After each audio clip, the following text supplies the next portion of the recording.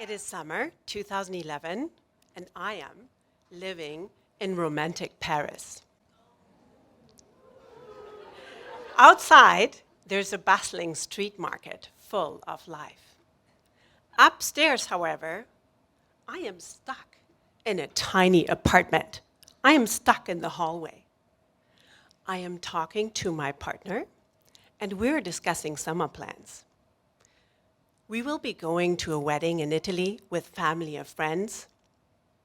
But somehow, some things remain unsaid. I have this uncomfortable feeling coming up. And I can't help myself, and I blurt out,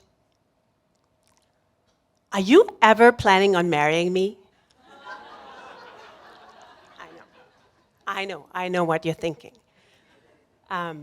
We have been together for 6 years. We met in a war zone, Kabul, Afghanistan. We followed our careers, full of adventure, with lots of ambitious young people. We thought we had a purpose and a special mission, like Mr. and Mrs. Bond. We traveled the world. We were in San Francisco, London, Mombasa, Delhi. We really tried to make this work. The long distance calls, the catastrophic fights. He is in the kitchen. He is doing the dishes. And who wants to be disturbed when they're doing the dishes? So he's starting to look a little bit annoyed. So he looks up to me and says, "No, I'm not going to marry you." The words hit me like a bullet. And I have this sinking feeling of utter defeat, a feeling of disappointment, and finally, a cold and clear realization that this is the end of the line. So for a lack of words, I'm starting to pack a few things.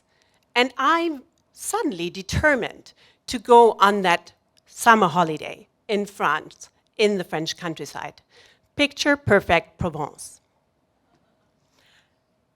I'm looking over to him, and he's lying on the sofa, and he looks miserable.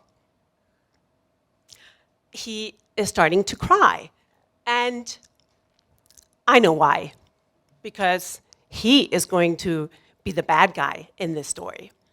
So he's feeling sorry for himself. While I'm heading towards the door, he comes up to me and hands me a gift. He says, "This is for you." A gift. I open the gift and I take out a bloody iPhone 4. It is 2011. What the hell do I need that for? So does he want to win back credits by people saying, "Oh, this guy didn't put a ring on her finger, but he sure did give her a phone in the hand"? Well, I go to the Provence. The days go out by in a blur. My body and mind is on autopilot. And even though my world, as I know it, is crumbling down, I will always remember the lavender fields and the earthy smell.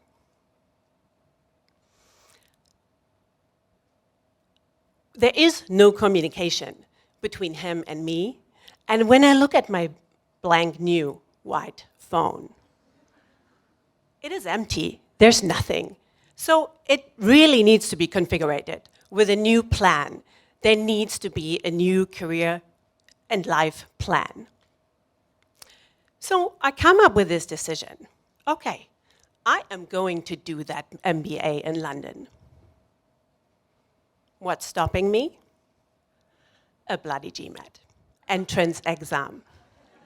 And time is at the essence. Time is running through my fingers, literally. The program is starting in a couple of weeks. And I am going to be the last bloody person who is going to take that test. So I hide myself in a beachside apartment, and I do math and English and math again. And instead of letting me overwhelmed by all these thoughts of loss, of friendship and identity and love, I'm doing fractions. That is keeping me sane. On the day of my 35th birthday, my friend Ariane comes to visit me, and we're walking down the beach, and we are full of laughter and jokes. She hands me over a white hat, and I suddenly feel silly and free.